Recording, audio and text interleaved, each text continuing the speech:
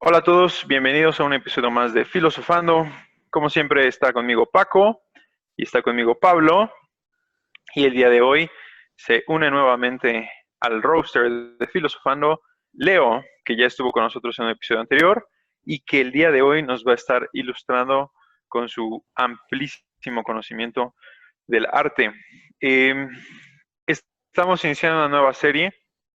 Esta nueva serie está enfocada en entender un poquito mejor el pensamiento de la sociedad medieval.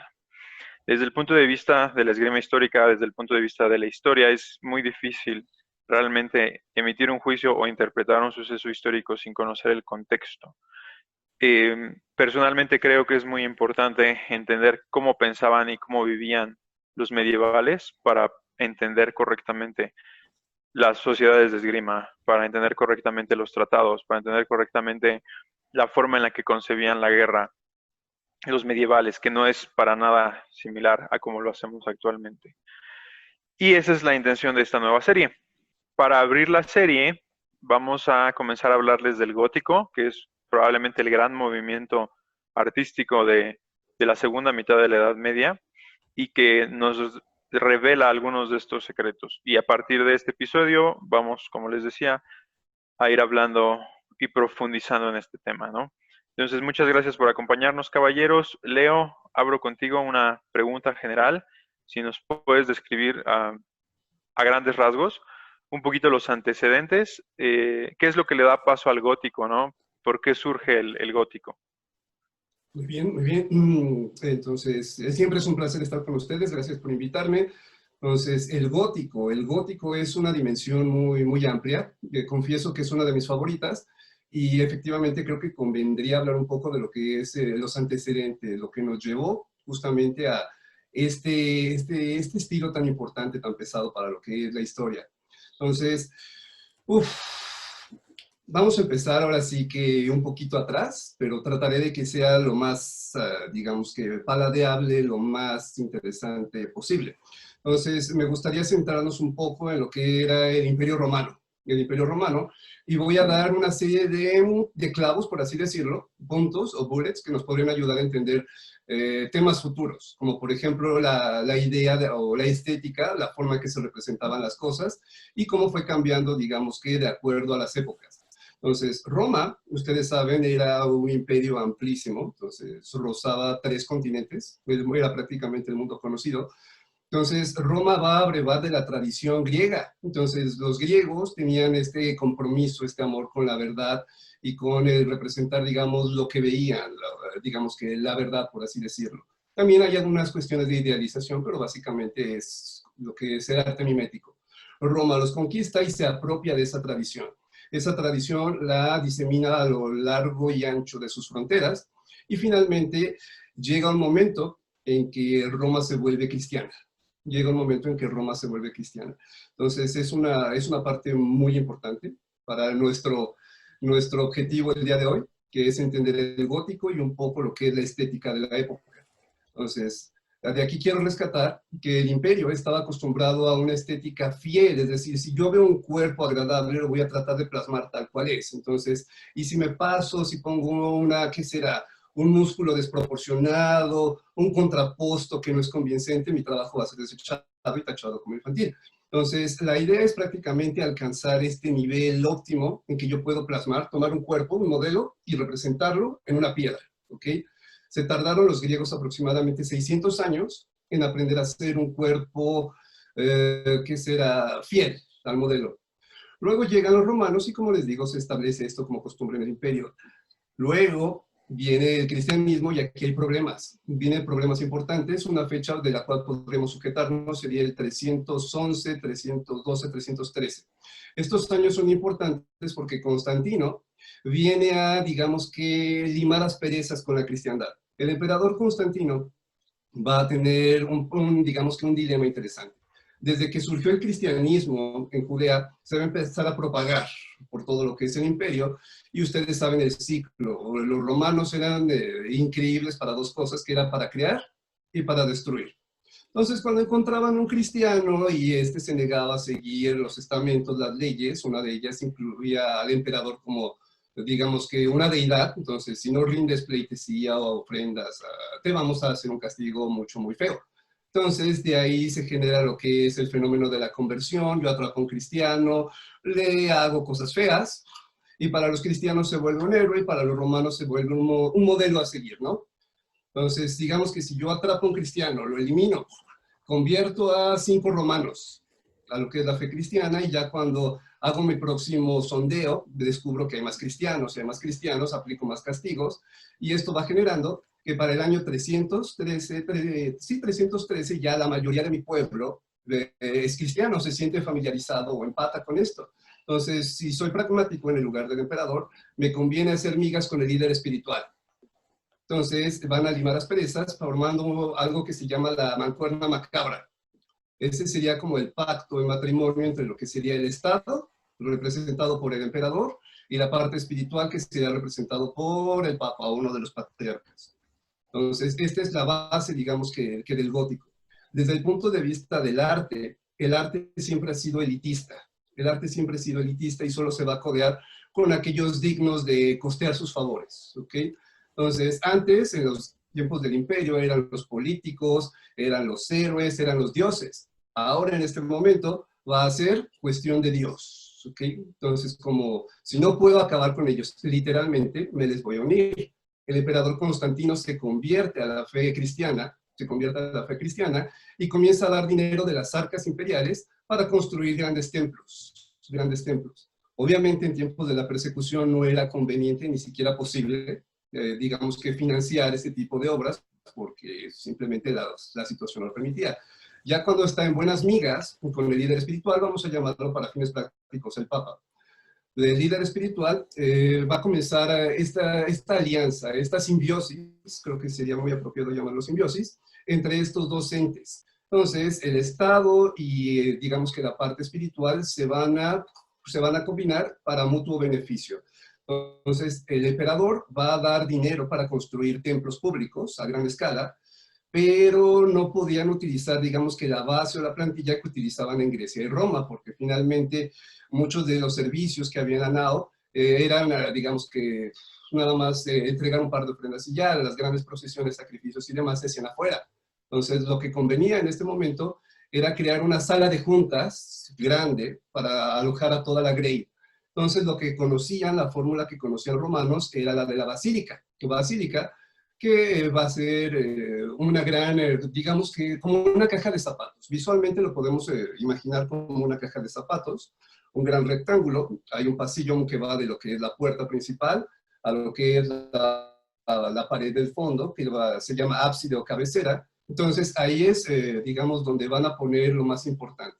En tiempos digamos que del imperio, va a estar ahí lo que serían las basílicas, se van a poner los tribunales, los mercados bajo techo, y en este momento lo que van a hacer es convertirse en templos. Entonces en el ábside ya no va a estar el juez, ya no va a estar, digamos que, el representante digamos que del pueblo, sino que va a estar el sacerdote. Va a ser un gran altar, y van a tener ahí, digamos que, las reliquias, y van a tener, digamos, todo lo necesario para la liturgia. Entonces, digamos que es este gran rectángulo, este prisma rectangular, acabado, digamos que en un semicírculo, en un hemisferio, y ahí se va a colocar lo que es el altar. Ahora, había un problema, porque el servicio exige la presencia de fuego. Entonces, el fuego es el símbolo de la presencia de Dios en su casa de oración. Aquí el problema es que los romanos construían las basílicas en madera. Entonces, si combinamos muchas velas y lo que sería la armadura de madera, pues vamos a tener muchos incendios.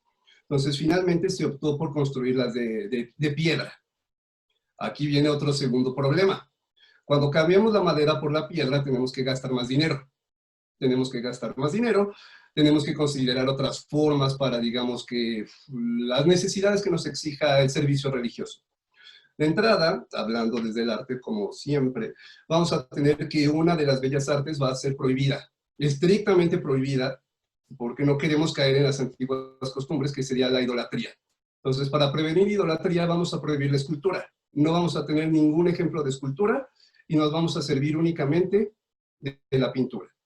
Entonces, ahora, aquí se empieza a desviar un poco, digamos que la intención del arte. El arte, como les había comentado, tenía el objetivo de servir a la verdad, a la belleza, pero en estos momentos ya no es lo óptimo, ya no es lo que buscamos. Recuerden que esta nueva alianza va a exigir otros objetivos. Entonces se va a optar por, digamos que darle más peso, más importancia a la pintura, pero no se le va a hacer, digamos que, tan naturalista. No quiero usar el término realista porque realmente sería como, sería un término muy, muy inapropiado porque el realismo es otro movimiento que inicia en el 19. Naturalismo es cuando se busca empatar el arte o el producto con el modelo. Entonces, eso no nos sirve, entonces buscamos algo un poco más esquemático, más sintético. Entonces, lo que son las imágenes, lo que son las pinturas, se van a volver mucho más sencillas. Digamos que para fines prácticos no me sirve que yo haga una gran escena naturalista si digamos que las personas se van a distraer. Entonces, nada más voy a tomar lo esencial y como hacer el esquema del típico muñeco de bolitas y palitos. O sea, entiendo que es un ser humano únicamente con que tenga la cabeza, los brazos y las piernas. No necesito hacer los músculos o hacer un acabado, un atavío súper detallado porque no es lo que se busca en este momento. Entonces, de aquí tenemos ya, digamos que los ingredientes básicos para entender el gótico. Uno, la síntesis de las imágenes, porque es lo que buscamos. Digamos que es más práctico adoctrinar al pueblo o enseñarle de lo que son las escrituras a través de las imágenes. Entonces vamos a utilizar la pintura, la escultura no, porque podríamos caer en un error muy serio, el pecado, entonces la vamos a obviar por el momento. Y vamos a empezar a construir los templos de piedra, los templos de piedra. Los romanos sabían construir muy bien, utilizando lo que es el hormigón, por supuesto, y lo que es el arco de medio punto, que va a soportar muchísimo peso y va a poder conseguir alturas increíbles. Luego, algo va a pasar en la historia, algo muy triste, que es que la mitad del Imperio Romano se va a colapsar. La mitad del imperio va a colapsar, vienen las invasiones bárbaras, y digamos que las cuestiones técnicas, los conocimientos, digamos, precisos, van a empezar a erosionarse un poco, ¿ok? Nadie tiene tiempo de escribir, registrar, leer. Hay una máxima por ahí que dice que el arte solo puede florecer en tiempos de paz. Cuando colapsa la mitad del imperio, pues, el imperio occidental, muchos de estos conocimientos se van a perder, tanto así que hoy en día conocemos los ingredientes del hormigón romano, pero no tenemos la fórmula o la receta. Sería el equivalente a yo entregar, no sé, a los presentes aquí los ingredientes para hacer un pastel y les digo, hagan un pastel de bodas de 6 pisos. Pero solo tienen los ingredientes, pero no tienen la forma de combinarlos, cómo se mezclan los tiempos y demás. Entonces, todo ese conocimiento técnico se va a perder por un tiempo. Entonces, cuando Roma colapsa, digamos que colapsa en lo civil, pero no en lo espiritual. De hecho, cuando los bárbaros llegan y ya se instalan y barren al emperador hasta Rávena, después de un tiempo van a convertirse al cristianismo también. Así de poderosa era la fe. Entonces, se convierten al cristianismo y ya las fórmulas van a cambiar. Las fórmulas estéticas van a cambiar. Por ejemplo, ya más al norte, donde estaban los celtas, se va a ver, va a existir una simbiosis. Una simbiosis no, hay un término más preciso. Es ¿cuál es el término? Ahorita les digo, una Sincretismo. combinación, digamos que de los estilos. Van a tomar lo que son la mano de obra celta, que estaban acostumbrados a utilizar madera, a hacer diseños súper intrincados con lo que son los dragones y las serpientes, y lo van a, digamos que, conciliar con lo que es la propuesta cristiana. Y ya se genera un nuevo estilo, se generan nuevos estilos, que sería como lo normando, sería el estilo conocido como normando, y también se le puede dar el título de románico que quiere decir como lo hacían los antiguos romanos. Entonces se da como, se genera algo nuevo, se genera algo interesante, pero tenían un problema que es el mismo que tenían los romanos con lo que es el techo de madera. no sabían cómo salvar, no sabían cómo cubrir, cómo techar en piedra sin que todo se colapsase. La respuesta mágica era el arco de medio punto. Sí lo tenemos, pero no tenemos, digamos que, los cálculos o la precisión para hacerlo realidad. Entonces, sabemos que existe, pero no sabemos cómo utilizarlo. Entonces, comenzaron a haber experimentos, comenzaron a haber problemas. Digamos que del año 500, aproximadamente, el año 500 al año 1000, fueron siglos de experimentos hasta que finalmente consiguieron hacer algo que es algo llamado la bóveda de crucería. La bóveda de crucería, bóveda es otro término para referirnos a lo que es el techo. Entonces, lo que hicieron fue elevar las columnas y ya de aquí van a cruzarlas, van a hacer una cruz, literalmente, para que, digamos que, ayudar a cargar el peso de la bóveda del techo y distribuirlo de forma más sencilla. Y de ahí viene después la bóveda de nervaduras, que como su nombre lo sugiere, es sacar una matriz de piedra para cubrir el techo y nada más rellenar los orificios que hay en medio. Y esto va a aligerar muchísimo lo que es el techo. Entonces, el gótico vendría a entrar alrededor del siglo XII, del siglo XII, más o menos, y también hay que recordar que es un siglo importante por las cruzadas. El 12-12 es muy triste por la cruzada de los niños, aunque a algunos les da mucha risa, no los culpo. Entonces, el siglo XII va a ser, digamos que, intenso, va a ser divertido. Siglo XII, siglo XIII, van a ser, digamos que, los momentos más importantes.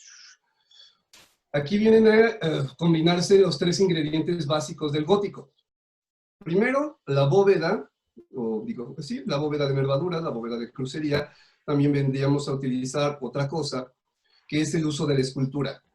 Por estos tiempos, el primer lugar donde se va a utilizar escultura para ornar, para decorar, digamos que los templos, al menos en la fachada, va a ser Francia. Entonces, Francia empieza, digamos que a experimentar un poco con el uso de la escultura, por una máxima que hace unos siglos había utilizado el Papa Gregorio Magno. Gregorio Magno había autorizado hasta cierto punto el uso de las imágenes, diciendo que para el populus, para los legos, las imágenes podían servir igual que las letras para los doctos, para los que sabían leer. Entonces había, digamos que, dado su autorización para utilizar imágenes. Los franceses van a comenzar a utilizar esculturas en la parte de afuera, representando lo que es básicamente el juicio final.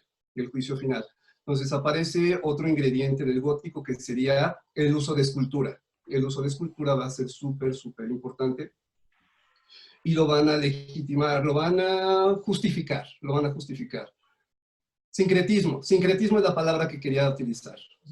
El sincretismo.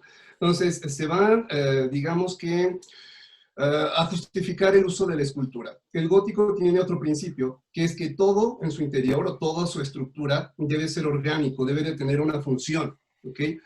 Si voy, digamos que en el románico, en el normando, yo podía poner un fresco muy bonito en la pared, o podía poner un cuadro, pero esto no ayuda a la estructura. Estructuralmente hablando, un cuadro colgado me carga más peso, o un fresco no sirve más que para, digamos, que no se vea tan gris. En el gótico, si yo voy a poner algo, ese algo tiene que servir. Entonces, aquí va a entrar otro ingrediente, que es la escultura. Y como ahora estamos hablando ya siglo XII, siglo XIII, 1100, 1200, el objetivo de la iglesia va a ser otro. Se va a dar una inversión muy interesante, muy divertida, donde los cristianos al principio fueron perseguidos. Y al girar la rueda de la fortuna, ahora ellos están en el cenit y ellos van a perseguir. Gracias a la mancuerna macabra, que les permite tener control e influencia sobre la nobleza. Van a hacerse de mucho poder, van a hacerse de mucha influencia. Y ahora para el siglo XII la iglesia, digamos que es la institución más poderosa, indiscutiblemente. Si te metes con ella vas a arder en más de un sentido. Entonces, lo que hacen es hacer uso del arte para generar obras que desafíen el paso de los años, de los siglos, y que además hable de su riqueza, de su estatus, y que nadie se atreva a cuestionarlo.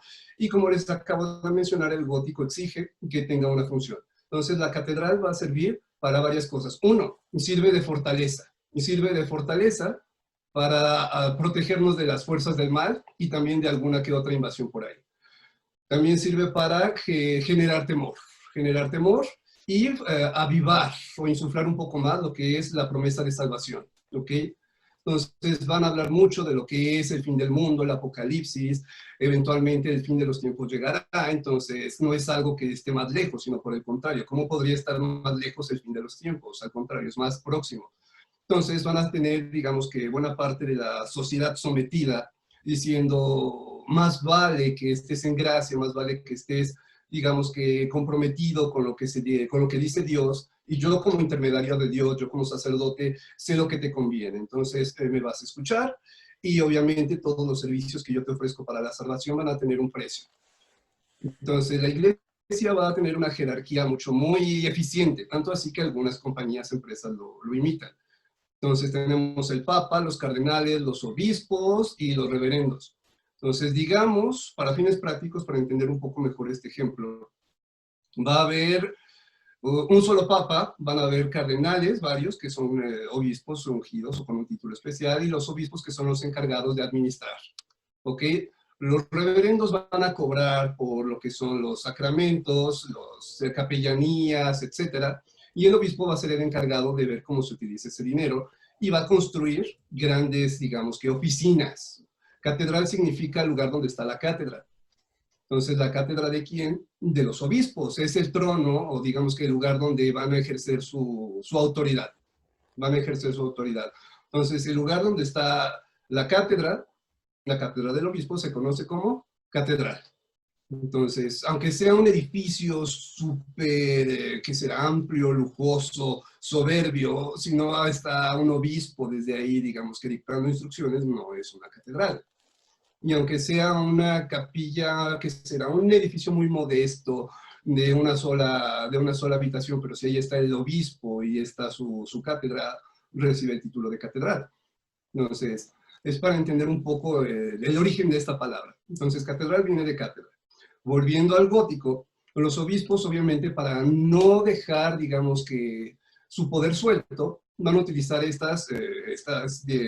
digamos que, monstruosidades pétreas para dejar bien firme su lugar en la historia, su lugar en lo que es la sociedad. Es un símbolo de estatus, de poder, de riqueza, y tiene muchos usos prácticos, como les comentaba. Bueno, aquí el gótico va a traer, o mejor dicho, las necesidades de la iglesia, lo que busca la iglesia, va a necesitar que el arte dé una respuesta. La iglesia ahora va a exigir que los templos sean mucho más altos, para que se alcancen, digamos que, a ver desde lejos, por muchos motivos. Hay una norma que dice por ahí que la casa del hombre no puede ser mayor a la casa de Dios. Entonces la casa de Dios tiene que despegar. Y para estos fines el arco de medio punto romano no nos va a ser muy práctico. Se necesita mucho cálculo, mucha ciencia, ya no se tiene. Entonces lo que se va a optar, por lo que se va a optar, perdón, es modificarlo y convertirlo en una especie de, como la hoja de una espada.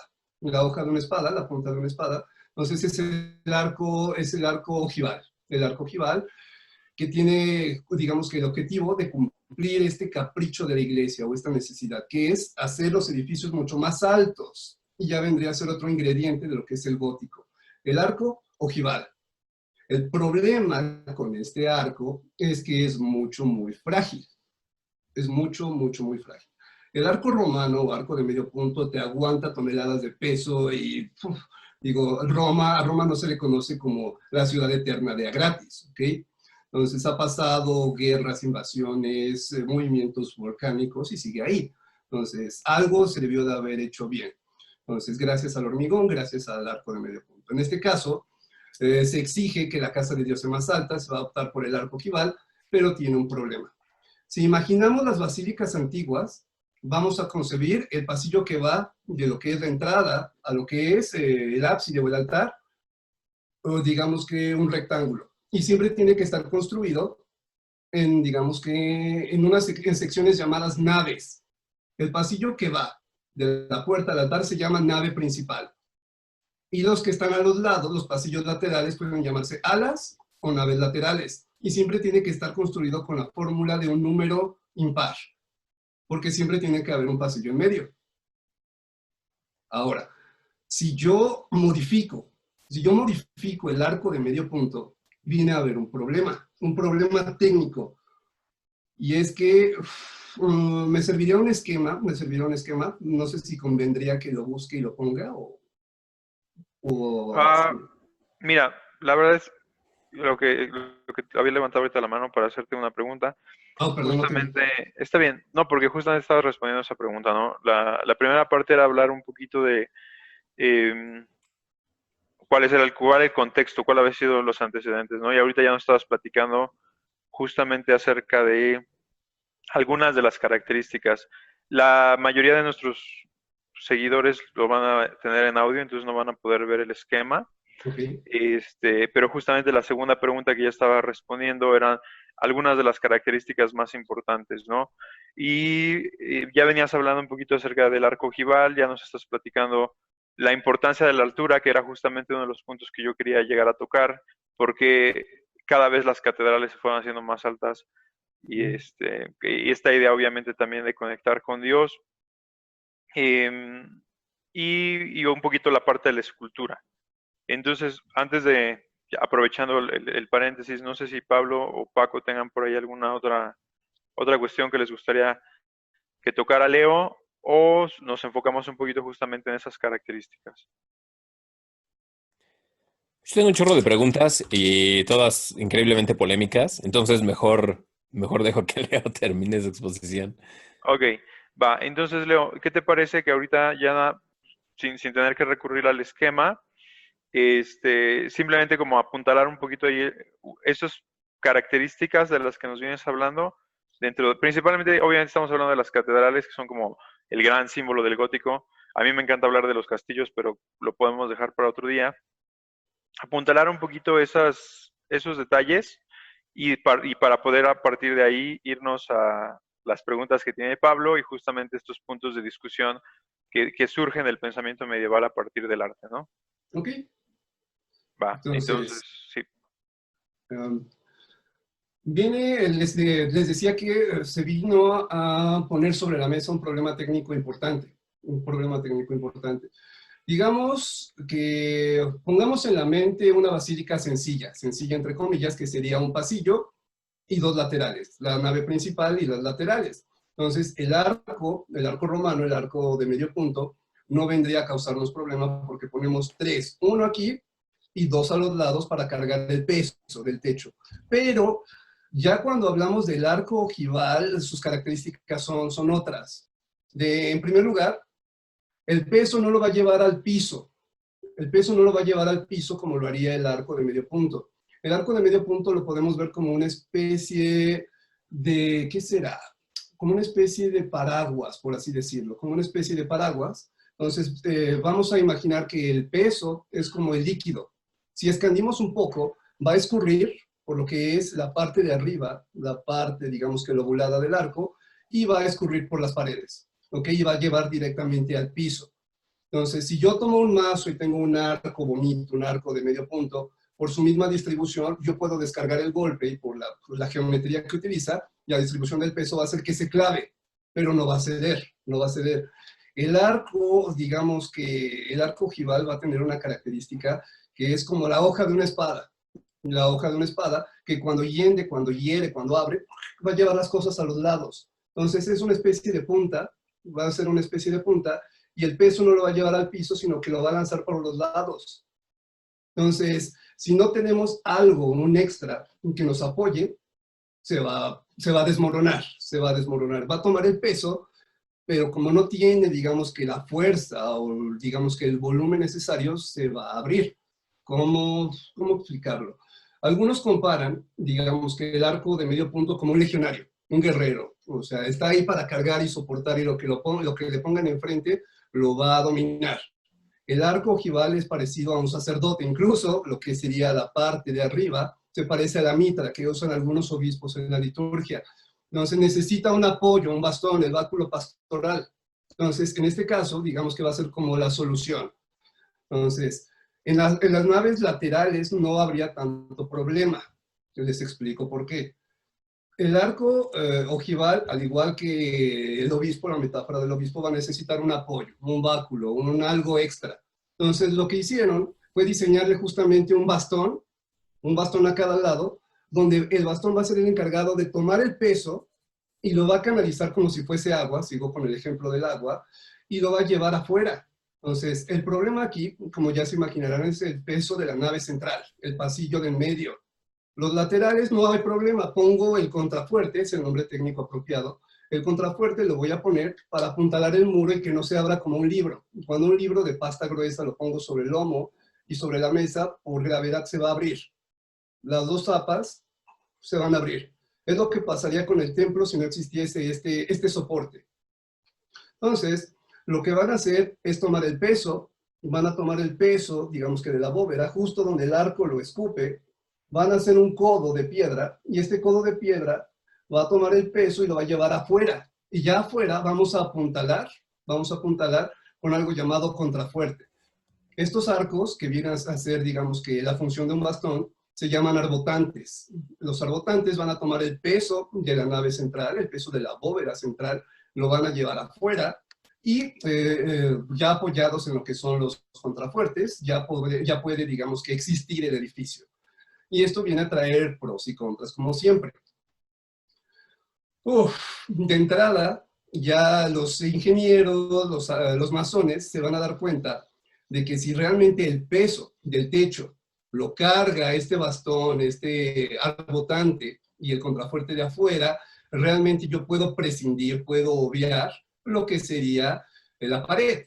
Entonces, en la arquitectura normanda, la arquitectura románica, como se basa en el arco de medio punto, si yo le quito, si yo hago vanos, el vano es una, digamos que es la parte donde yo voy a poner una ventana o una puerta. Si yo hago vanos en lo que es la pared del muro, se va a caer todo, porque no tiene dónde llevar el peso. Pero si yo en la arquitectura gótica, digamos que tengo la pared y me doy cuenta que realmente la pared es superflua, porque lo que carga el peso serían los arbotantes, que serían justo los que vemos ahí en pantalla. Entonces yo puedo ir quitando piedras, y no pasa nada. No pasa nada, y de hecho parece un milagro que algo tan colosal, algo tan monumental se sostenga prácticamente por hilos de piedra. Entonces, lo que van a hacer es aprovechar esa característica y van a empezar a quitar cada vez más pared, y esa pared, esas piedras las van a reemplazar por vidrio, por cristal pintado, por así decirlo, y ya le van a dar otro uso más, y van a darle otro uso más importante, que es a través de esta, se llama tracería. La tracería van a ser, en vez de muros gruesos de piedra, van a ser como celosías de piedra, que se llaman tracerías, y en estos espacios van a poner el cristal coloreado con colores muy específicos, que van a poner imágenes de la Biblia. Entonces van a seguir, digamos que tomándole la palabra al Papa Gregorio Magno, y van a forrar todo el edificio de cristal. Entonces, poniéndose ya en los zapatos de un lego, de un campesino cuya casa está hecha de paja, madera, y si viene va un poco de yeso, cuando él tiene que ir al servicio religioso, a transgredir, digamos que el umbral de la catedral, se va a sentir efectivamente a merced del capricho divino.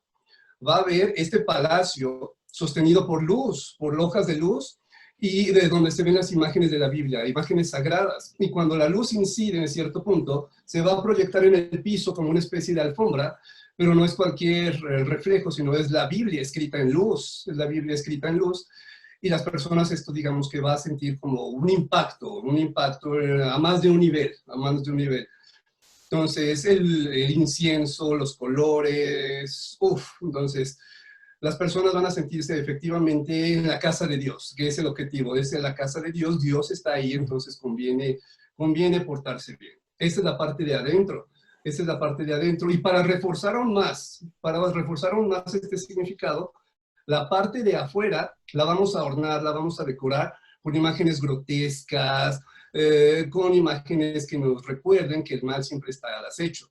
Volviendo a la metáfora, o a la analogía, si prefieren, de lo que sería el agua como representante del peso, van a aprovechar justamente los arbotantes, van a ponerlos en canal, y para que ahí escurra, digamos que el agua de lluvia.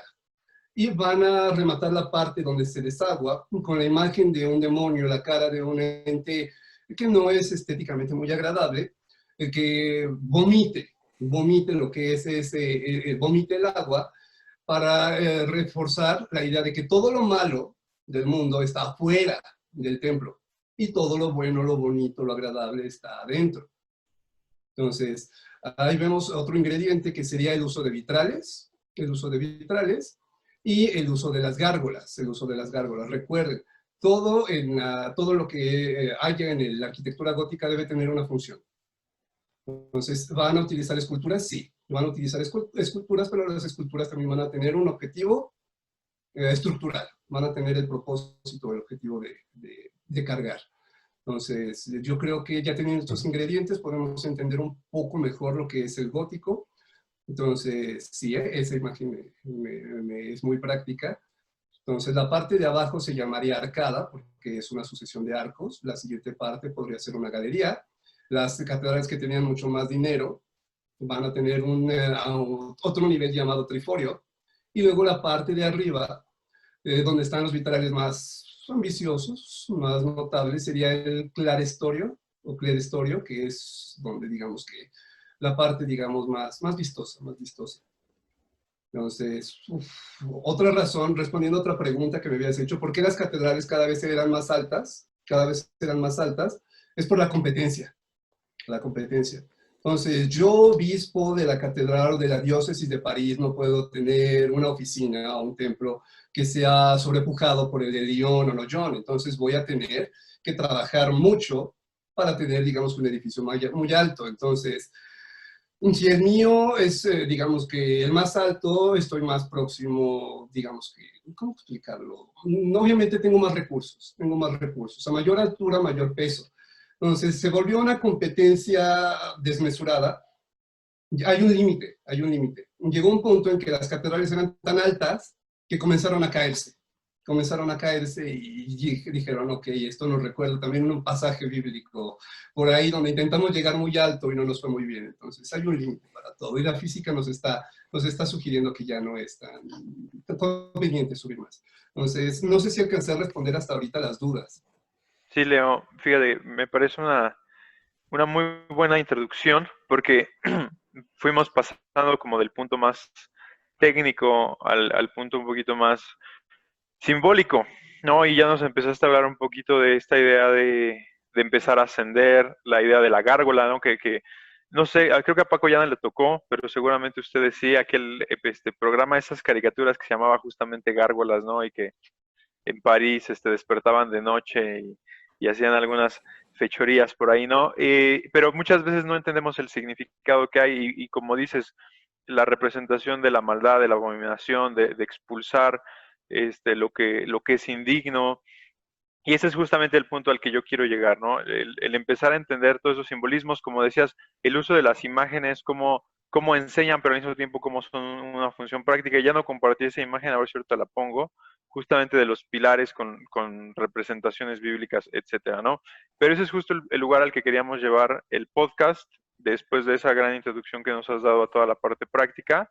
Pero antes de ir a mis preguntas, Pablo ya lo vi que ha estado tomando muchas notas y si está aquí es porque lo queremos escuchar. Así es que Pablo, voy ahí si quieres ir empezando con esas preguntas que ibas anotando. Sí, pues muchas gracias, Arturo, tanto elogio de quererme escuchar. Y Leo, pues muchas gracias por la exposición. La verdad es que me acordé de aquellos años mozos cuando me dedicaba a embeber las lecciones de historia del arte, historia de la filosofía, etcétera, ¿no? Me hizo recordar tiempos más bellos que estos de pandemias y trabajos, ignominiosos y obscenos a los cuales me tengo que someter, ¿no? Pero eh, una cosa que me llamó bastante la atención en tu exposición es este contraste que hiciste entre la función que llamaste naturalista del arte grecorromano en contra del arte cristiano. Si bien claro está siempre el trasfondo de la idolatría, creo que también hay una distinción muy importante que tenemos que hacer es dónde efectivamente reside la deidad. Una diferencia muy importante entre los templos de las religiones paganas y las religiones antiguas es que tienes el sanctum, ¿no? Donde está residiendo el Dios. Y sin embargo, con el advenimiento de este Dios trinitario que incluye, vamos a decir, al Dios inmanente o al Dios de los filósofos, al mismo tiempo que incluye al Dios de la historia que está en todas partes, pero al mismo tiempo no lo puedes precisar, no puedes, por ejemplo, saquear Babilonia y llevártelo a Nínive, ¿no?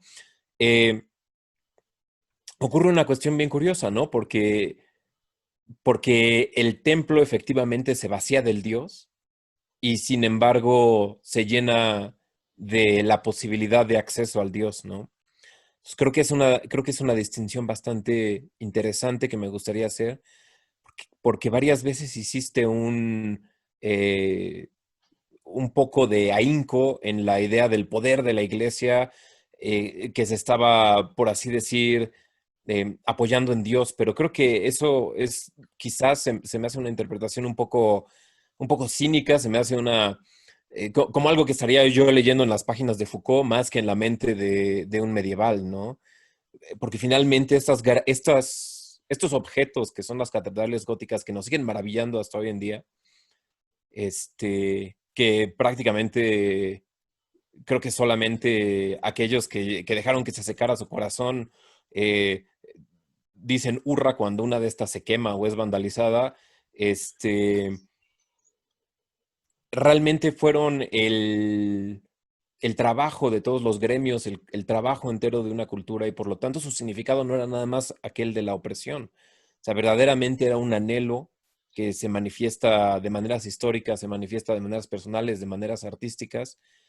Y creo que eso es algo que quizás valga la pena distinguir y no sé, me gustaría conocer tu opinión al respecto, porque nosotros sí los podemos ver nuevamente desde esta eh, historia muy Foucaultiana, lo podemos ver como estos objetos de opresión, estos objetos de dominio sobre los espíritus y las mentes de las personas, pero sin embargo creo que de hecho hay una gran aspiración de toda una civilización al momento de crear una de estas catedrales. Esa es como la primera observación que quiero hacerle, o no sé si quieras comentar algo, o Arturo o Paco al respecto.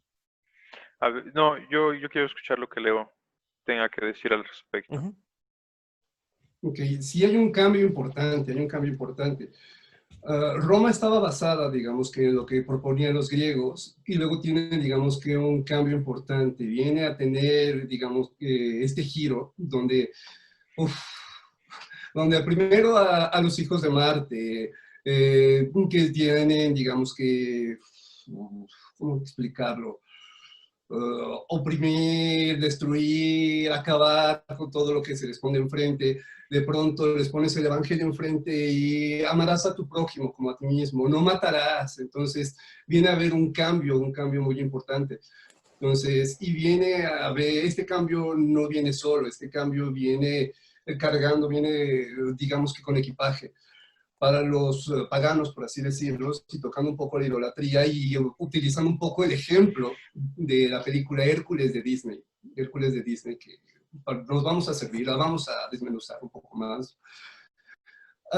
Y aprovechando lo que mencionaste, sí, para los paganos, una imagen hecha por Fidias, ya sea El Zeus en Zeus de Olimpia Fidias, o ya sí. sea Atena Partenos en lo que es el Partenón, esa escultura no era como tal una representación de esa deidad, sino era la deidad en sí misma.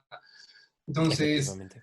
había ciertos matices a tomar a consideración. No sé si han escuchado el mito griego de Semele, el mito griego de Semele. No, Entonces, no, yo no lo recuerdo ahorita. Semele era una princesa. Semele era una princesa y era amada por Zeus. Era, digamos, que su adoración, digamos, que su verdadero amor. Y entonces Zeus, es que esto empata mucho, es como una dimensión muy intensa y espero no hablar de más, porque realmente es algo que me gusta mucho.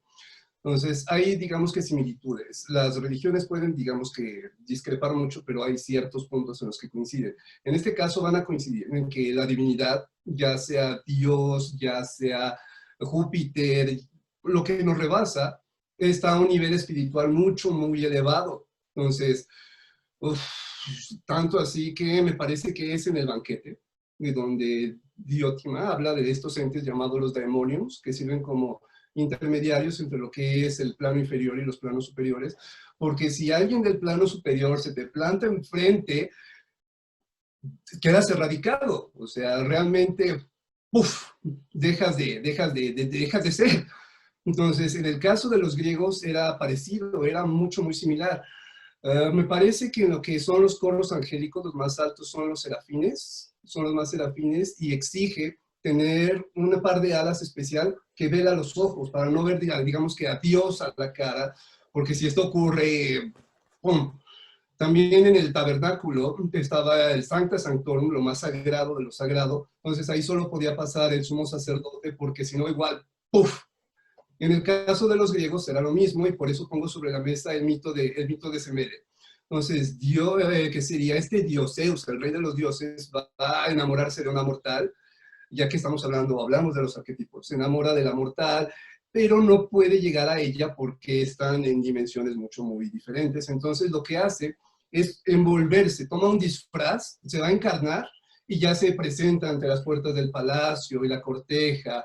La trama se complica y se vuelven amantes y la visita cada noche, hasta que finalmente la esposa de Zeus, se percata de este romance y obviamente no le cae muy bien, le cae también como una patada al hígado, y entonces ella también decide juega con las mismas reglas, entonces también va a envolver su divinidad en carne, va a bajar, pero ella disfrazada, ataviada como una anciana, y se va a poner al servicio de la princesa Semele. Entonces se gana su confianza, se va ganando su lugar en la corte, y finalmente logra, digamos que, volverse, digamos que, parte importante del ritual de cámara de la princesa, y aprovecha todas las noches para endulzar su oído a su conveniencia. Entonces le dice: mi señora, he notado que un joven muy apuesto viene todas las noches a visitarme y me solicita privacidad, pero yo en mi fuero personal considero que es inoportuno, pues este caballero no sabemos su proceder, no sabemos su intención. Y noche tras noche, al igual que la gota de agua perfora una piedra, Semele comienza a ceder y dice: ¿será acaso? Se siembra la duda, y finalmente Hera, que es la esposa de Zeus disfrazada, le dice: mi señora, le recomiendo que tome sus precauciones, no sea cauta, sea prudente. Y Zeus, digamos que en este, ¿qué será?, embelezamiento, se queda perdido y le hace una oferta de la cual se va a arrepentir por toda la eternidad, considerando su naturaleza, que le hace a Semele una promesa, o mejor dicho, una oferta. Le dice: es que yo puedo ofrecerte lo que tú desees, tú pide y te será concedido. Y entonces ella aprovecha y le dice: si yo he tenido la duda, me han dicho y eso, me han hecho reflexionar, y es cierto, no te conozco, me gustaría verte tal cual eres en realidad. Yo te pediría que te manifiestes, que me digas, que me reveles cómo eres realmente, tus intenciones, quiero saber todo de ti. Y Zeus, atrapado por su propia promesa, le suplica: por favor, retira esa petición, te concedo cualquier otra cosa menos esa, y ya no me mantengo firme, cúmpleme. Entonces lo que hace, encadenado por esa promesa, no solo se quita la ropa, sino se quita el disfraz. Se quita el disfraz y termina calcinando no solo a la pobre Semele, sino a toda la corte. Lo único que queda ahí es la anciana que se ríe entre dientes, ustedes saben, y se revela que era Hera, disculpen, sube a lo que es el Topos Uranos, y finalmente entre los escombros lo único que queda es un feto, que sería Dionisio, y por eso se le llama como el doblemente nacido, que es el producto del amor entre Zeus y Semele. Entonces la divinidad no puede presentarse tal cual es, porque no la entendemos, nos rebasa e incluso es peligroso. Entonces lo que hacían los griegos era, esa divinidad la van a encofrar en lo que serían las esculturas, para que sea prudente acercarse a ellos. En la película de Disney, cuando Hércules se llega al templo de Olimpia, donde está la estatua monumental de Zeus, está el templo a oscuras. Y Zeus no se manifiesta, digamos que en gloria, no se manifiesta, digamos que tal cual es, sino que se va a posesionar, se va a encarnar en la estatua de mármol, y desde ahí le habla. Y cuando cae la centella, que lleva parte, digamos que de esta, ¿qué será?, este actismo, esta chispa de divinidad, se encienden los flameros automáticamente. Lo que les comentaba, desde la prehistoria se ha venerado el fuego, se le ha ligado con la divinidad, porque de los 4 elementos es de los pocos que genera un cambio químico, un cambio físico y un cambio químico. Entonces, una hoja de papel, la pongo en el agua, al viento y la tierra y sigue siendo papel, pero si la pongo al fuego, deja de ser papel. Entonces, el fuego se va a ligar desde la prehistoria con la divinidad. Entonces, en el caso de los griegos no es diferente, por eso cuando entra Zeus, se encienden los flameros. Y otro detalle que me encanta es cuando se va, el fuego se apaga. Entonces, van a utilizar, digamos que las esculturas como una especie de marioneta, como un ventrílocuo para hablar, para comunicar sus designios a los humanos, y ya el sacerdote es el encargado de interpretar esas profecías, como en Delfos, todo esto. Entonces, se tiene que haber un misterio, tiene que haber un velo que Claro. nos ponga a salvo, digamos que de esta divinidad. En el caso del cristianismo, se dice desde el principio que no lo puedes ver. No lo puedes ver, así de simple. Entonces, incluso hacer una imagen de cómo podría verse es un pecado. Entonces, será poco a poco, digamos que este cambio, un cambio gradual. Entonces, la iglesia se topa, ya como institución la iglesia, se topa con estos obstáculos. Es decir, para yo enseñar, para yo compartir, digamos que la palabra, tendría que utilizar un poco también, digamos que enseñarles a leer y escribir. Pero es mucho, es muchas culturas, muchos idiomas, es tremendo digamos que este desafío. ¿Cómo le enseñas a un ciego, cómo le explicas a un ciego de nacimiento qué es la luz? O cuando le enseñas qué es la luz, explícale los colores. Entonces, solo se puede hablar de lo conocido, no solo se puede hablar de lo desconocido a partir de lo conocido. Así es. Entonces, utilizamos metáforas, imaginamos y demás. Entonces, en el caso del cristianismo, dicen, el Sancta Sanctorum va a estar aquí en el altar y a esto solo puede acceder el sacerdote. Solo puede accesar el sacerdote ahí. Y con ciertas fórmulas, ciertos códigos. Ujú. Y el populus va a estar, digamos que relativamente a salvo atrás de ciertos lugares. Atrás de ciertos lugares. Entonces, será este cambio poco a poco de lo que es la idolatría. Se conserva esta idea de que la divinidad es, digamos que inaccesible y solo podemos, digamos que, ver un poco, ver entre reflejos, entre sombras, lo que sería Claro. eso. Y no conviene acercarnos mucho más por razones Así es. que nos rebasan, que nos rebasan. Entonces, Fíjate, Leo, ¿sí? sí, adelante, adelante, perdón. Sí, sí, sí, no, creo que tienes toda la razón. Nada más de aquí me gustaría subrayar algunas innovaciones que tuvo el cristianismo y que están implícitas en tu explicación, nada más para que no se pierdan. Y las voy a explicar de la manera más burda, ¿no? O sea, la primera innovación esencialmente es que por así decir, el Dios sale del templo para residir en otros lugares y la gente entra al templo. Una innovación que es característicamente cristiana es que antes al templo solamente efectivamente podía entrar el sacerdote, pero no, la gran innovación cristiana que eventualmente nos va a llevar al gótico es, tú metes a la gente que va a adorar bajo un mismo techo. Y, y ese tipo de acercamiento hacia la divinidad también está un poco engastado en lo que es la naturaleza del Dios cristiano, porque si bien la revelación del Dios Padre, por así decir, estuvo reservada y solo en parcialidades, por ejemplo, para Moisés, ¿no? Mm. Y para el pueblo de Israel cuando estaban a pies del monte Sinaí, que te digo, fueron revelaciones parciales. Eh, Sin embargo, hay una revelación histórica con el cristianismo y esa revelación pues es Jesús, ¿no? Eh, y en eso difiere completamente, porque ahí tienes una revelación histórica de la divinidad, donde supuestamente, o la gran innovación es que la divinidad se presentó ante muchas personas de una forma que supuestamente era perfectamente entendible. Esto cambia el locus dei, por así decir, ¿no? Cambia el lugar en el cual está residiendo la divinidad y lo quita de un lugar físico y lo pone en un lugar histórico.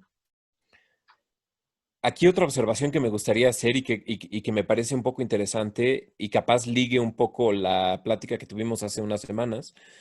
El, Uno de los problemas, o más bien dicho, uno de los pensamientos que tenía la era cristiana por ahí del siglo IV o V, Ujú, eh, era esa noción del fin de la historia, de que ellos estaban en la última época, que el apocalipsis iba a presentarse en cualquier momento, y que el reino de Dios iba a venir, ¿no? Inclusive en la ciudad de Dios, claramente San Agustín dice, ya, porque todo el mundo, o sea, en cierta medida, la ciudad de Dios, San Agustín, es una respuesta a la gente que está lamentando el saqueo de Roma. Y entonces Agustín dice, pues es que ya deja de lamentarte por la ciudad de los hombres y empieza a preocuparte por la ciudad de Dios.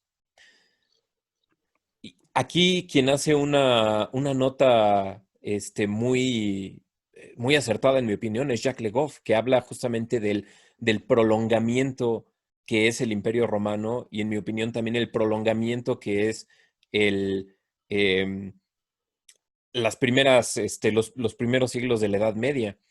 Inclusive lo vemos en las formas en cómo se representaba, vamos a decir, a Jesús, ¿no? Porque siempre se lo presentaba como este Dios, este, relativamente fuerte, relativamente sabio, con un gran sentido de Apolo, ¿no? Era un Dios bastante apolíneo. Y, y conforme nos vamos acercando más al gótico, yo siento que había algo que estaba eh, transcurriendo como en el subconsciente histórico del medieval, que decía, bueno, caray, o sea, ¿por qué no viene el fin del mundo? ¿No? Nosotros pensaríamos en el fin del mundo como algo bastante malo, bastante negativo, pero ellos de hecho lo pensaban como la revelación final. Vendría la revelación final y entonces ahora sí todos podríamos en cierta medida ver a Dios. Y sí, va a ser terrible, etcétera, pero al fin y al cabo ese es nuestro destino histórico. Y sin embargo, no llegaba y no llegaba y no llegaba y no llegaba. Y entonces este Dios, que al principio era un Dios sabio, era un Dios apolíneo, se terminó convirtiendo en un Dios torturado. Y a mí siempre me ha parecido que un poco era el mismo medieval quien estaba proyectando su propia tortura espiritual, su propia culpa en los castigos de Dios. Y es cuando ya no tenemos, o sea, por ejemplo, em, ya no estamos hablando, ya no se piensa en Jesús como el maestro, sino que se obtiene esta obsesión por la pasión, ¿no? Y entonces este anhelo completo de acercarse nuevamente a una divinidad que se rehúsa a regresar, lleva a los medievales a buscar un acercamiento, y ese acercamiento viene precisamente a través de la armonía simbólica en todo lo que hacían. Viene a través de estas grandes catedrales que en cierta medida son, eh, sí, un acceso, pero al mismo tiempo un grito hacia los cielos para que desciendan. Es el deseo íntimo de una civilización de acercarse. La noción de recuperar Jerusalén es algo similar. O sea, hoy en día vemos muy cínicamente las cruzadas como mandamos a una bola de sanguinarios a matar a gente indefensa, ¿no? Pero realmente era un deseo de restitución del reino de Dios que en cierta medida había sido prometido como una inevitabilidad histórica por Agustín. ¿Qué opinan? hay mucho que comentar por ahí. Eh, sí, y fíjate que empiezas a tocar dos puntos que tengo aquí en mis notas que eran de las cosas que Ok. quería tocar en esta parte final. Entonces, ¿qué les parece que la dividimos en esos dos para no salir demasiado y no extendernos tampoco tantísimo? Va.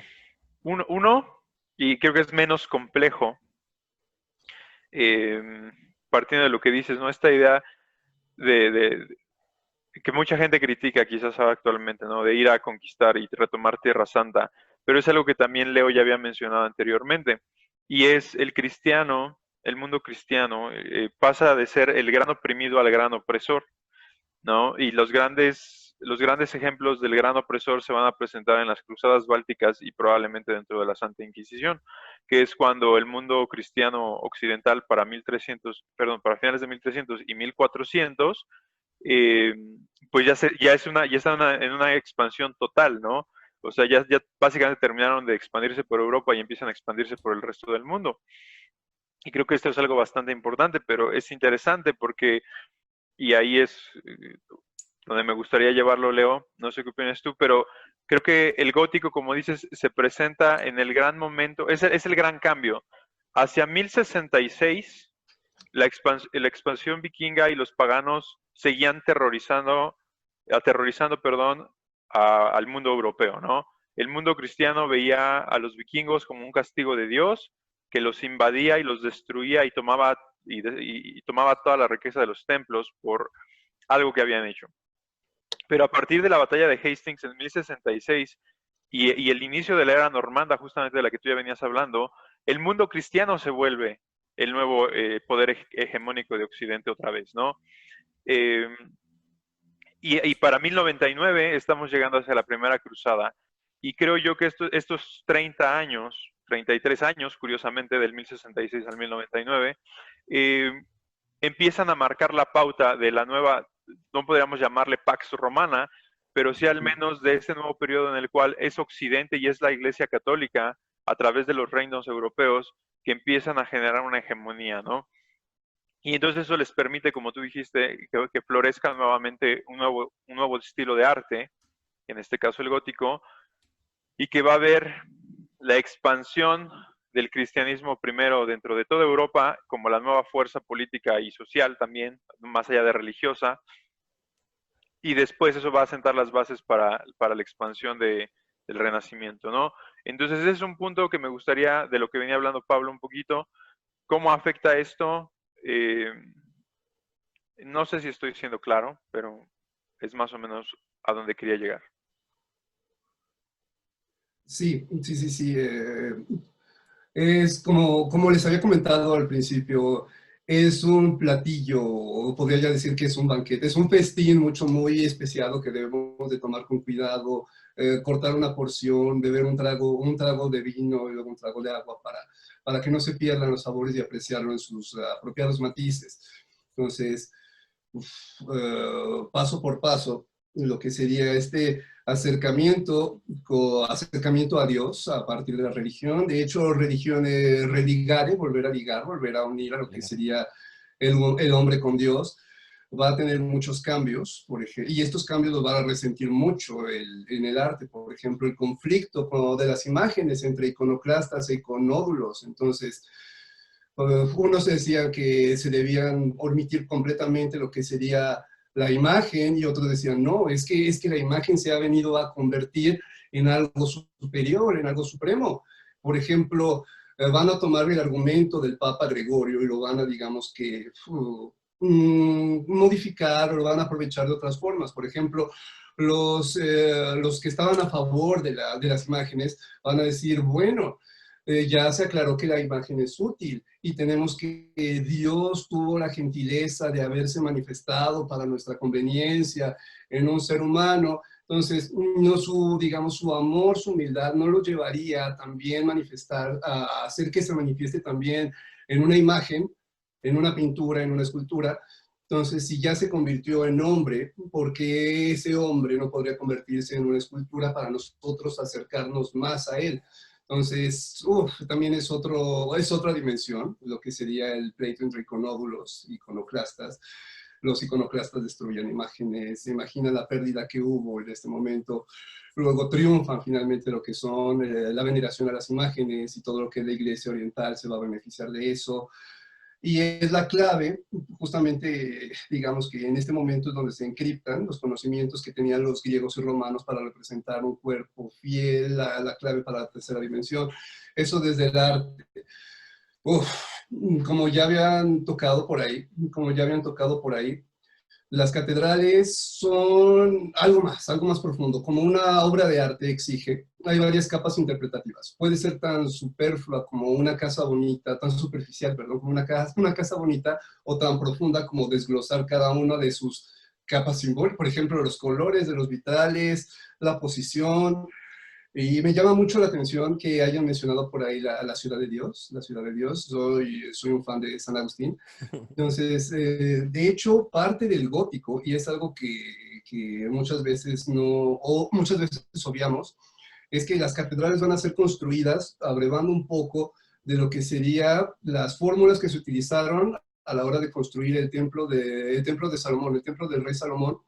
Creo que es en Crónicas, donde se habla un poco de lo que es todo lo que es el desglose del templo, el mar de bronce, que por cierto, como paréntesis, me fascina esta pieza, o sea, wow, ¿por qué? Entonces, cerrando paréntesis, van a tomar, digamos que las medidas sagradas que vienen en Crónicas, todo lo que sería para tratar de construir el templo lo más parecido al templo de Salomón, y que es finalmente donde estuvo, según lo establecido, estuvo Dios un tiempo ahí. Entonces, siento yo que habría sido maravilloso, yo habría agradecido mucho el ver el templo de Salomón en su gloria, verlo al menos desde afuera, decir, oh my God. O sea, siento de corazón que haberlo visto sería conocer el verdadero significado de una maravilla. Entonces, van a tratar de replicarlo una y otra vez a través de los números, de las matemáticas, de las proporciones, de lo que sería la catedral gótica. Y de hecho, su plan original, con todos los vitrales y demás, era hacer un reflejo o una imagen o un esbozo de lo que sería la Jerusalén celeste, lo que viene al final de los tiempos. Entonces, en la parte de afuera está todo lo feo, lo luminoso, y la parte de adentro ya sería como la promesa cumplida, la promesa cumplida. Entonces, he aquí la ciudad celeste, la Jerusalén celeste, la que vendrá al final de este mare magnum que es el Apocalipsis. Entonces, todo esto viene ¿cómo se llama? Digamos que a cimentar el pensamiento de la época, que es justamente esta noción escatológica de que finalmente el fin está aquí, no lo podemos evitar. Entonces, nos conviene portarnos bien para accesar a él. Otra innovación del cristianismo sería, bueno, innovación entre comillas, porque ya existe el antecedente en el 800 antes de Cristo del budismo, lo que es el budístico sería la religión soteriológica, el Salvador, el Soter. Entonces, lo que viene a ofrecer es la salvación. Es decir, sí, el fin es inevitable, pero nosotros te ofrecemos lo que sería el pase a un lugar mejor. Entonces, parte del poder, del músculo de la iglesia viene de esta promesa de salvación. Sí, el fin es inevitable, pero te podemos salvar, te podemos ayudar.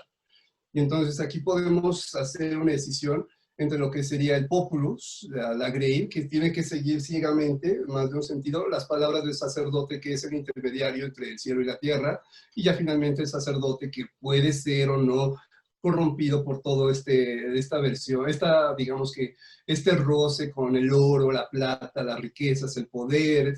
Entonces, como toda cosa hecha por el hombre es susceptible a la corrupción, entonces desde la óptica, desde el populus, efectivamente es un intento de sortear el abismo, es decir, no quiero ser condenado, no quiero arder, entonces necesito comprometerme y pongo mi fe en eso.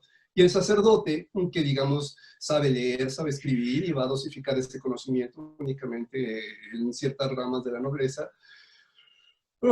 Y finalmente, digamos que la catedral es como una comunión entre esas dos partes, ¿no? Las catedrales no se hicieron en 3, 4 años, ¿no? Tardaron siglos en ser edificadas, en lo que sería, yo cantero soy encargado de levantar el coro y voy a trabajar los sillares y lo voy a levantar, pero tengo una vida finita, o sea, mi esperanza de vida no es mucha, entonces yo voy a entrenar a mi descendiente para que siga mi obra. Entonces, este va a ser mi hijo y mi nieto que van a seguir trabajando en la catedral, van a ser generaciones de artífices que van a trabajar hasta que finalmente se completa. Entonces no tenemos que no están ahí, digamos que ni la sangre, el sudor de una persona, sino de generaciones enteras que trabajaron para levantar ese halago a Dios. Entonces, por un lado, el populus dice, es que eso lo levantamos nosotros, es el fruto de nuestra labor, de nuestro conocimiento. Y para la iglesia puede ser, estamos, digamos que, un paso más cerca de estar en gracia, o B, estamos más cerca de estar en gracia, pero también nos sirve para ganar más dinero, Entonces, sí, no siento que no es tan fácil ponerlo como blanco y negro, sino es que tenemos que ver todas las especies, todos los condimentos que tiene este platillo. Entonces, los símbolos, el color, son colores, los colores que tienen las vidrieras son tres principales, que tienen justamente el objetivo de acercarnos más a Dios. Por ejemplo, el color púrpura. El color púrpura, el color azul y el color rojo, que son colores que estaban presentes ya desde el tabernáculo. Entonces, de entrada, el color azul va a recibir, digamos, que otro significado en esta época, que es el color de la Virgen. Y el color rojo, que es el color de Dios Padre. Y el color morado es el color de Jesús, porque si combinamos el rojo y el azul nos da el morado. Entonces, es lo que les decía de varias capas interpretativas. Podemos ver simplemente un libro para colorear, o podemos ver algo mucho más profundo. Otro ingrediente básico del gótico es la luz. La luz porque es como la manifestación física de la voluntad divina. Dios dijo, hágase la luz, y la luz se hizo. O sea, y hay varios filósofos que van a tratar eso, como San Dionisio Areopagita, que va a escribir sobre lo que es la naturaleza de lo sagrado de la luz, y a partir de sus escritos se van a justificar los vitrales. Hay una ventana de formato especial en la Catedral Gótica que es justamente el rosetón, que va a representar una flor, la rosa, la Virgen María. Entonces, la luz natural vendría a ser como el Espíritu Santo. Y cuando el Espíritu Santo entra en contacto con María y los colores se transforman a través de esta fórmula alquímica, ya se convierte en Jesús, que son las escrituras, que sería como la palabra hecha carne, la palabra hecha materia en el piso para que sea accesible a lo que sería como la gente, el populus. Ahí está. Ahí tenemos un muy bonito rosetón con los colores ya mencionados. Entonces es parte también de ese significado. Entonces digamos que tiene mucho, depende de qué tan profundo queramos llegar. Entonces son los colores que va a utilizar esto. Y lo que sería las cruzadas va a venir a agregar un poco más de sabor ya lo que sería esto, que sería como las reliquias. ¿Crees conveniente que se hable un poco de las reliquias, Arturo? Conveniente, sí. No tenemos tiempo, ya sé, es que es mucho lo que se ha Sí, puesto sobre esa es la parte interesante y es la cuestión que yo aquí veo es esta. A muchos de nosotros nos fascina el medioevo, pero muchas de estas cosas siempre las dejamos de lado y hay tantas cosas de qué hablar. Ahorita mencionaban algo muy interesante, el orgullo gremial de la Edad Media. Actualmente es como, si mi papá es abogado, yo no quiero ser abogado. Pero en la Edad Media era muchísimo este orgullo de decir esto es en lo que mi familia ha trabajado por años, ¿no? Y discutible para otro momento, pero el orgullo masónico actual, esta idea de que los masones tienen una mística en ellos, viene realmente de la mística del gremio masón que construye estas iglesias, ¿no? Pero bueno, creo que Pablo sí quería por ahí que tocáramos un poquito lo de las reliquias. Dijiste sí, ¿verdad, Pablo? Sí, claro, es un tema súper interesante y además pues podemos darle un giro bastante modernoso pues con todos los libros de Humberto Eco, ¿no? Con las novelas de Humberto Eco, con Baudolino y demás, y de ahí podemos agarrarnos a unas digresiones, increíblemente deliciosas. Pero no sé si tú, Arthur, quieras llevar la discusión a otro tema más Y específico. sí, fíjense que para este episodio no estaría nada mal poder dejar un tiempo específico para hablar de las reliquias, Ujú. porque el poder de la reliquia como tal, o sea, la Santa Veracruz, toda esta idea del cáliz que no lo discutimos directamente en la parte de los magos, pero el valor y el peso que le da el cáliz durante el periodo medieval, y las historias y los grandes cantares de gesta. Sin embargo, creo que con el tiempo que llevamos, preferiría ir cerrando este episodio con el otro punto del que hablaste, Pablo, y que también Leo mencionó, y que es muy importante, lo he discutido con ambos en diferentes espacios, diferentes momentos, pero que me parece el mejor momento ahora mismo apuntalarlo, que es esta idea del medieval de que el final está cerca, y por el otro lado, Dios está cerca, porque ambas cosas básicamente sientan las bases de, no sé si de más del 80% de la mentalidad medieval, ¿no? O sea, de cómo se escribían las leyes, de cuál era el comportamiento. Este, básicamente, si queremos entender, pienso yo, si queremos entender el pensamiento medieval, tenemos que entender que el medieval pensaba que Dios estaba cerca en todo momento, ¿no? No sé qué opinas tú al respecto, Pablo. Sí, bueno, sí cerca y no cerca, ¿no? O sea, aquí hay una distinción que tenemos que hacer, ¿no? Mira, y Leo ya mencionó unos ejemplos bastante buenos y que a nosotros como modernos, de hecho, nos llenan de asombro y de perplejidad, ¿no?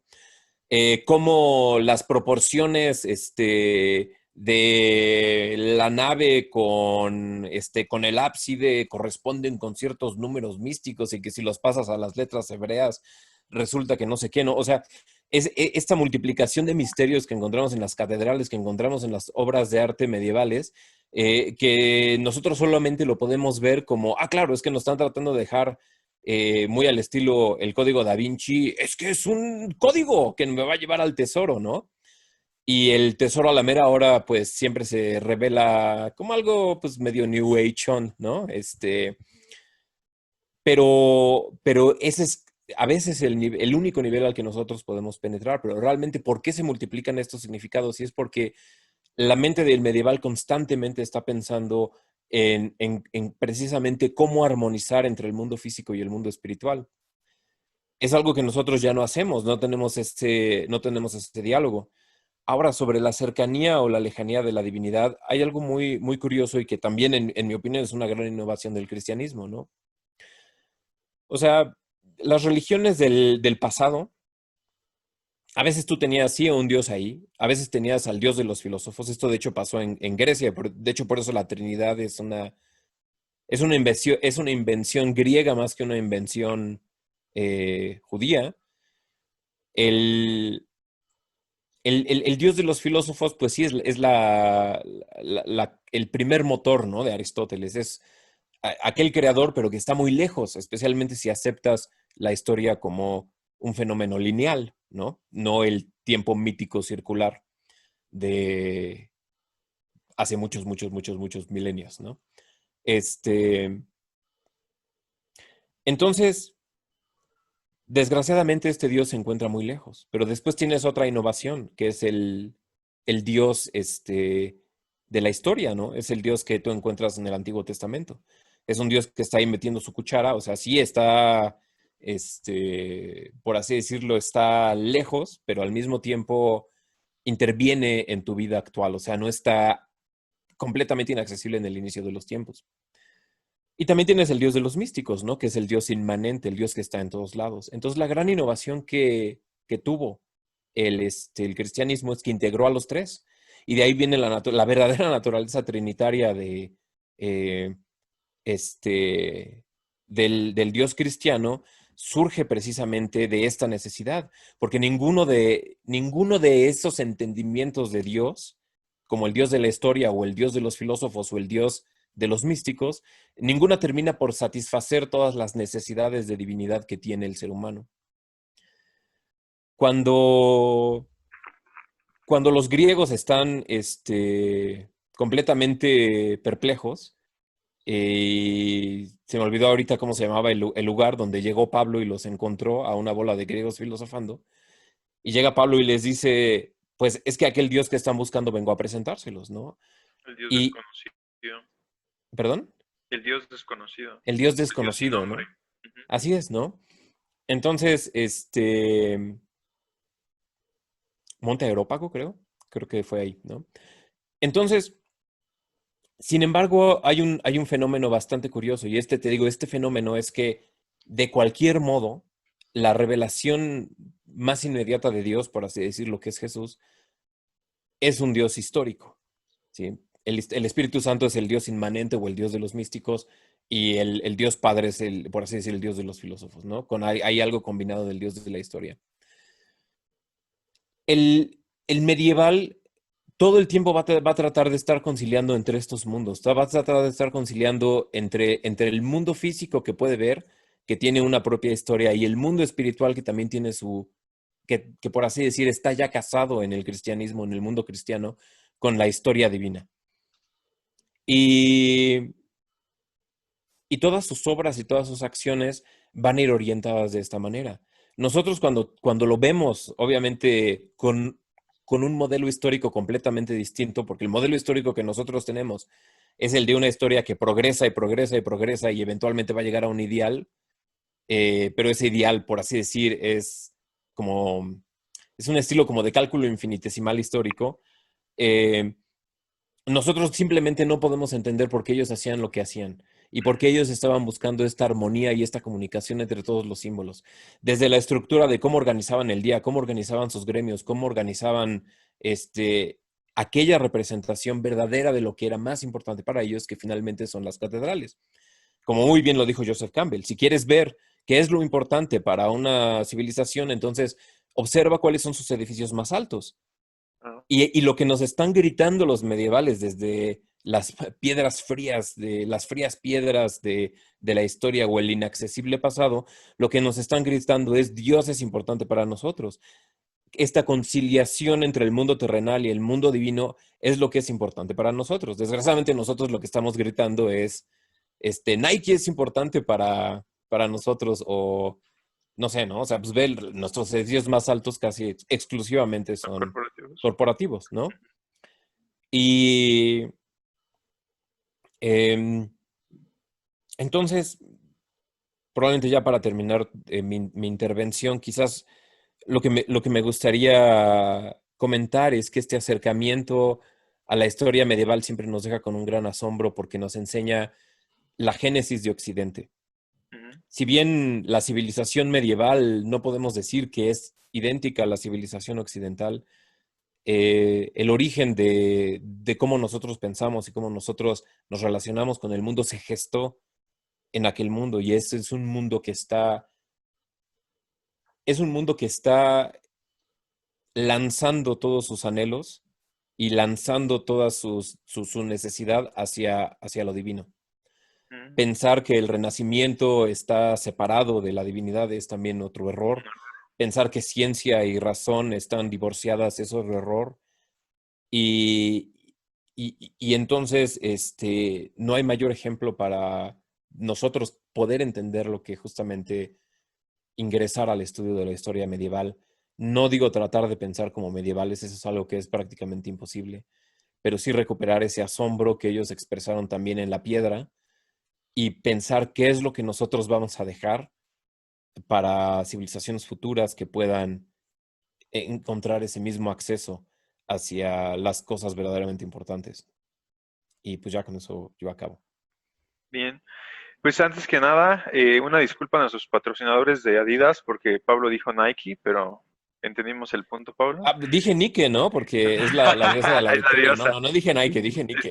Estamos hablando de los griegos. Es una disculpa. Sí, sí, Pero sí. bueno, Fue un error etimológico. y bueno, del otro lado, Leo, justamente dentro de lo que nos viene diciendo Pablo, cómo el medieval justamente trata de conciliar estos mundos, ¿no? El mundo divino y el mundo presente y el mundo, vamos a decirlo así, como el mundo futuro, que ese mundo futuro es lo que ya venían diciendo, ¿no? El mundo de Dios, el mundo que se acerca. Tú nos venías hablando un poquito de estos simbolismos. Uno que para mí es muy importante siempre es el acercarte a Dios a través de la catedral y cómo va moviéndose para arriba y cómo los campanarios siempre tratan de tocarlo, ¿no? Y cuáles fueron sus peores repercusiones, que ya dijiste, ¿no? Esas catedrales tan grandes que terminaron por colapsarse, o algunas tan monumentales que estamos en 2020 y todavía no están terminadas.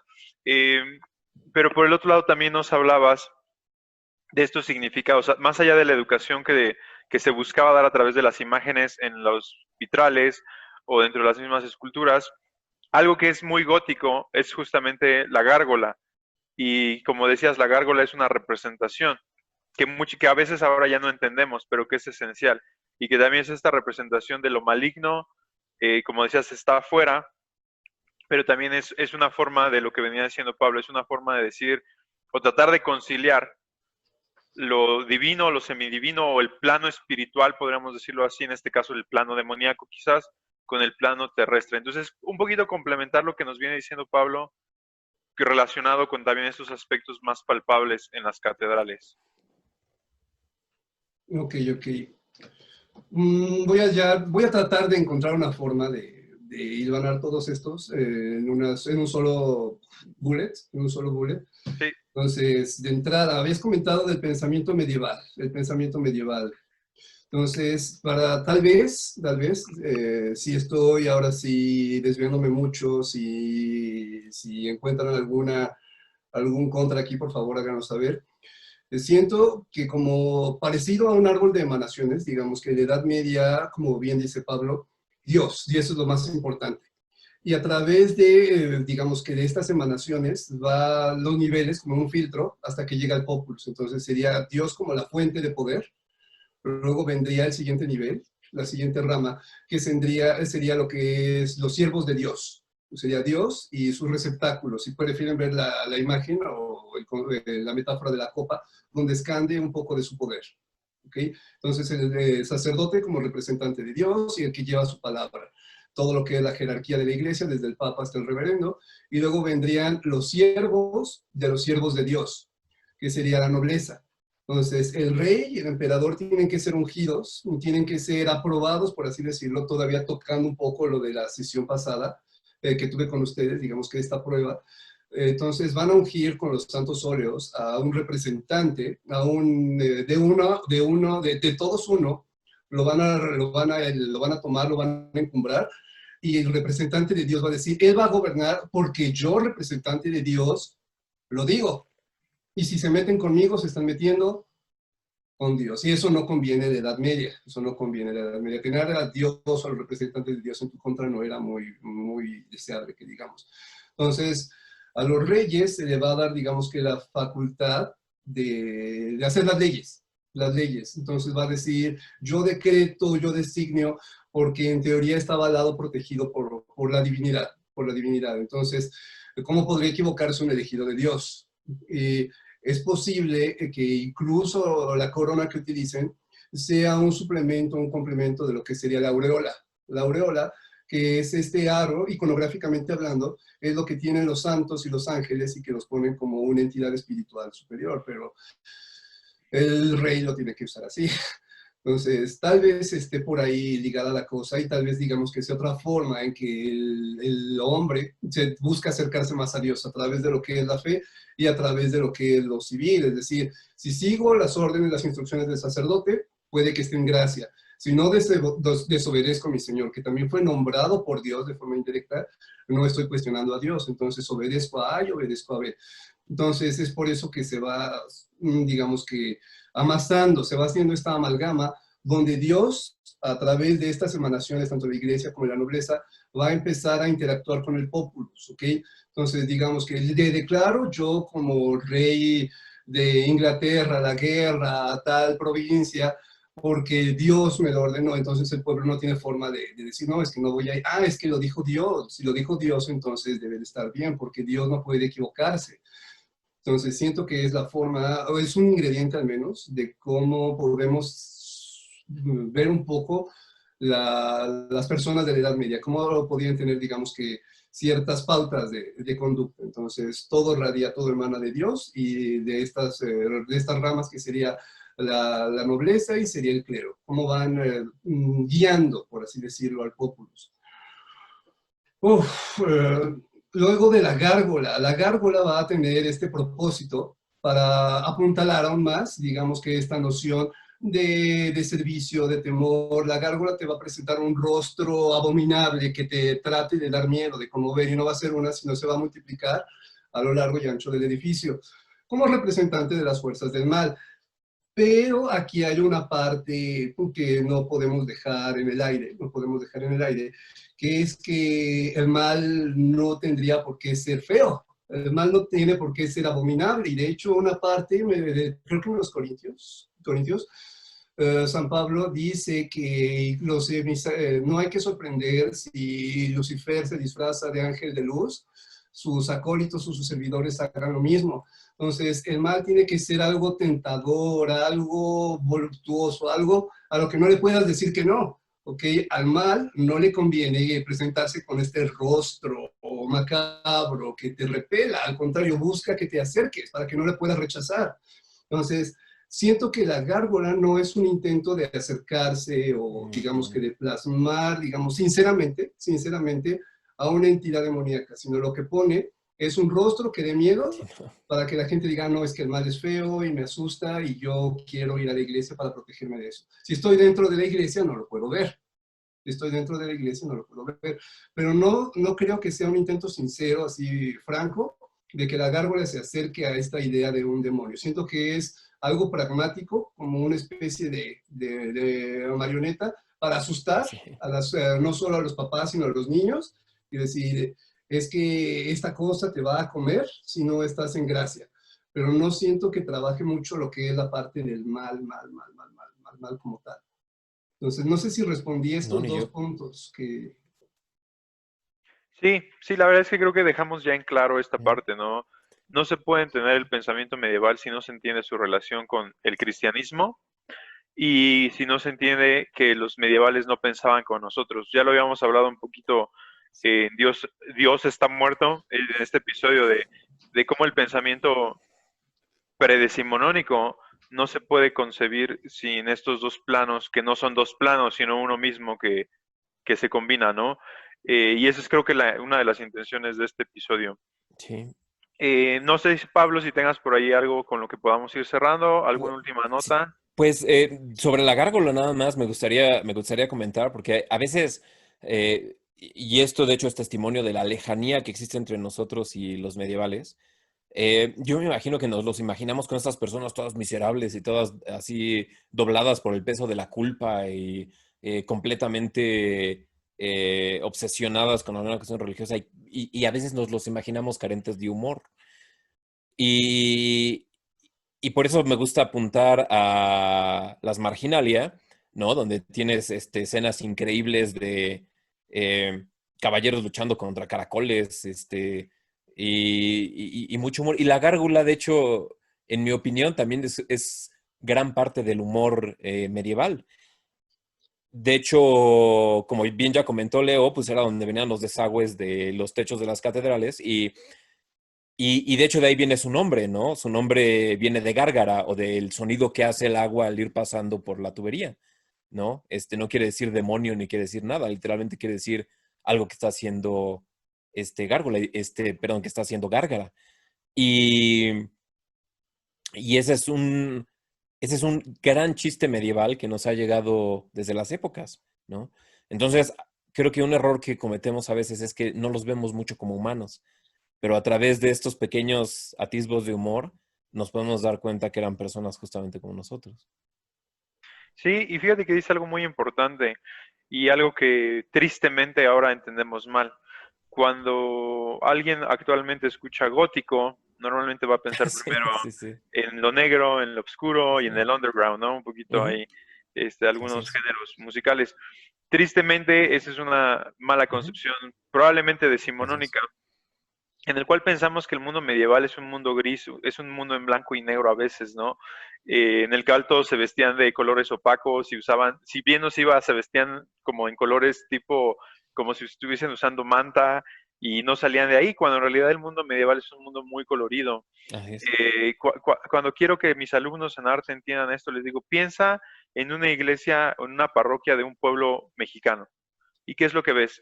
Los santos están llenos de colores, si no es oro, tratan de que brille, ¿no? Y cuando tú entras en este imaginario, en estos colores, estás más cerca del mundo medieval de lo que Hollywood y el pensamiento moderno nos pone, ¿no? El color, eh, como dices, la sátira es muy importante, lo encontramos en las marginalias, Ujú. lo encontramos en las iglesias, no solo en las gárgolas, dentro de las mismas esculturas que hay dentro.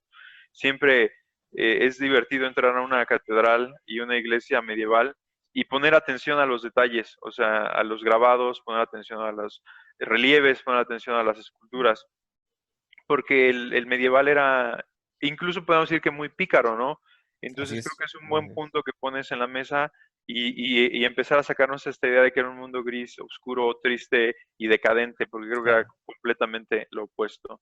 Leo, completamente lo opuesto. sí, de tu parte, Leo, algún otro comentario para cerrar nuestro episodio de hoy?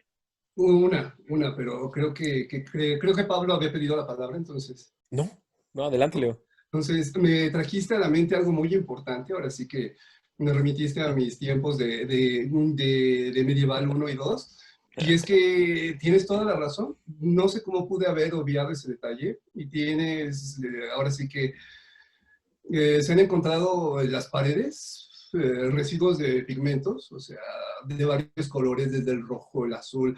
O sea, nosotros estamos acostumbrados a ver la fachada gris o la fachada muerta, pero algunas catedrales tenían colores muy vivos en la parte de Ujú. afuera, o sea, destilaban color a las personas que andaban por ahí, o sea, sí tienen razón, es como esta óptica parcial, ¿no? Estamos ciegos de un ojo, vemos el cadáver, vemos un cuerpo ya en descomposición, no lo vemos, digamos que vivo y como en su contexto, nada más vemos una parte.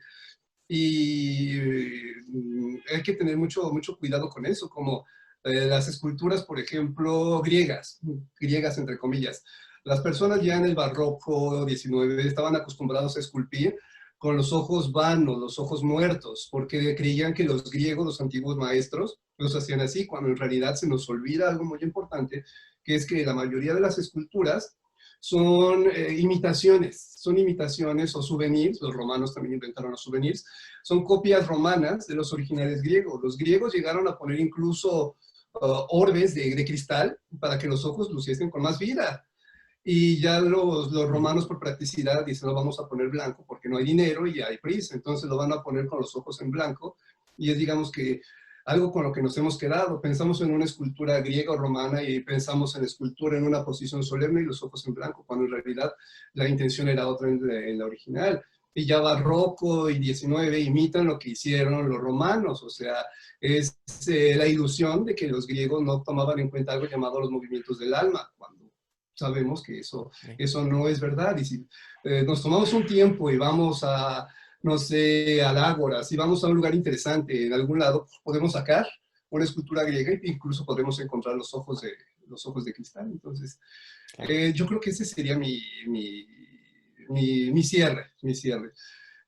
No hay que dejarnos llevar por las apariencias de las ilusiones. Sí. Así es, y creo que fue uno de los, ya lo podremos platicar en algún otro episodio, pero el gran error del neoclásico es pensar que el clásico era blanco, ¿no? Que realmente Sí. el clásico fue muy colorido y eso fue algo que el gótico también adoptó, el uso de muchísimos colores. Y eso es algo interesante para los que me conocen como amante de la cultura medieval germánica. Las ciudades germánicas mantuvieron un poquito más esa esencia aún a nuestros días. Llegamos a ver como los centros históricos de varias ciudades alemanas todavía tienen mucho ese color que quizás se perdió un poco en lo francés y un poco en lo británico. Pero bueno, caballeros, creo que ha sido un buen inicio de esta nueva serie de pensamiento medieval. Paco, pues gracias por acompañarnos, aunque una vez más estuvo muy callado. Leo, muchísimas gracias por compartirnos todo el conocimiento que tienes respecto al arte y al simbolismo dentro del arte. Gracias Y por Pablo, invitarme. muchas gracias por esos siempre tan atinados comentarios e intervenciones. Gracias, amigos, y gracias, Leo. A Perfecto, ustedes por pues invitarme. esperemos que hayan disfrutado de este episodio. Ya saben, síganos en todas nuestras redes sociales, Instagram, Facebook, YouTube, eh, ahora también en Twitch. Búsquenos como Krieger Escola y los vemos en el siguiente episodio de Filosofando. Adiós.